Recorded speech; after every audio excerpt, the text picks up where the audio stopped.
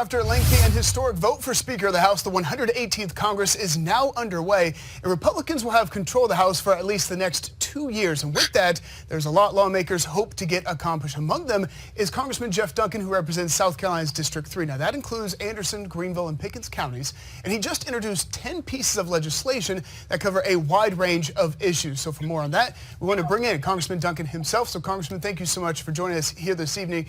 Before we begin and getting into those legislations that you introduced, I want to go and get your reaction to the House Oversight Chairman's announcement earlier today saying that they will be launching an investigation into the Biden family. Do you agree and support that investigation at this time?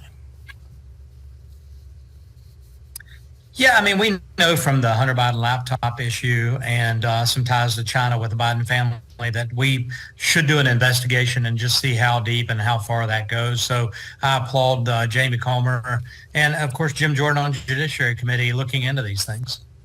And I also want to get your reaction as well to Kevin McCarthy becoming the House Speaker. You support him from the very first ballot. You said that you consider him a friend. Do you think he gave up too much to become the House Speaker? Or would you have liked to see him kind of meet some of those far-right Republicans who are against him a little bit more in the middle?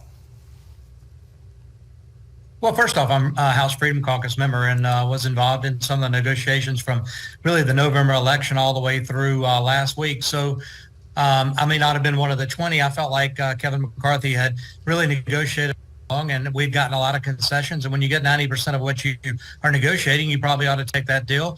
It seemed like sometimes the goalposts were being moved by some of those 20 during the process. But at the end of the day, we've got a better rules package. It's kind of inside baseball on how we operate the House. And I think at the end of the day, we're going to have a very good opportunity to challenge spending bills and really run the House in a better fashion. And let's go and get into some of your legislation. Again, you got 10 pieces that you just introduced, a wide variety. So I want to go ahead and begin with the fracking concept, where energy independence, you're saying that you want to make sure that the presidency, specifically President Biden, cannot unilaterally ban fracking at this time. What would that look like? And you said you think it's the initial step to energy independence. Yeah, so I'm big on energy and big on American energy independence and American energy dominance. And the president, during his debates and even while he's been in office, has really wanted to end some American energy production, especially in the fossil fuels area. And he said he was going to end hydraulic fracturing. And that's wrong, because that is where really the energy renaissance has come from in this country, both in the Marcellus Shale, but also down in Eagle Ford and the Permian Basin. So we have an abundance of natural gas in the country, and it comes from hydraulic fracturing.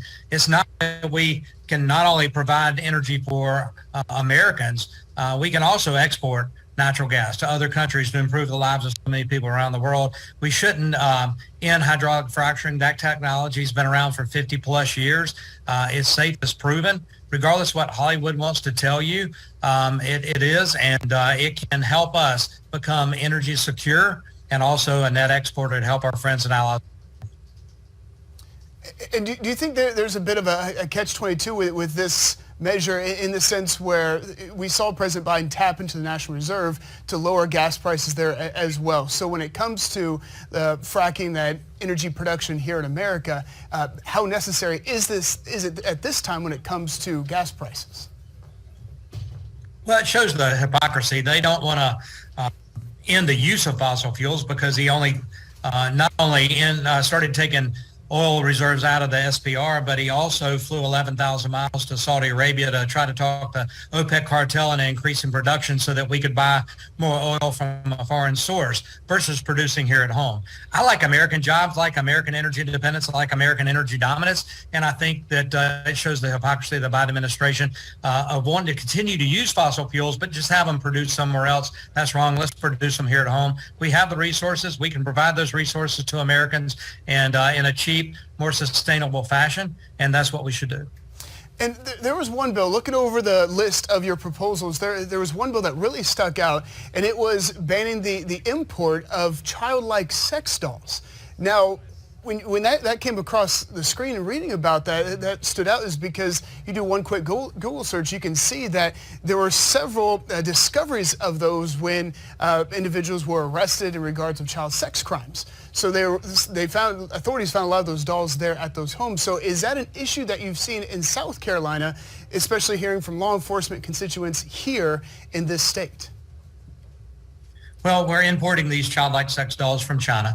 And with the technology that's out there, especially with the use of social media, whether that's Facebook or TikTok or whatnot, these Chinese companies can find the image of real children and even their voices if it's in relation to TikTok, and your child's image and your child's voice into a childlike sex doll, and some pedophile can import that, and it's just wrong, and we ought to stop that. I'm against pedophilia and child sex trafficking and everything. This is just one facet that we can do to stop some of these bad people from importing these dolls that are very realistic, very lifelike, and they're pulling images off the internet that look like children. There was an instance in Florida where a childlike sex doll being marketed, the mother of the child happened to see that, and when they used the marketing material, the child was posed, or the childlike sex doll rather, in the marketing material was posed just like the child's social media Facebook picture.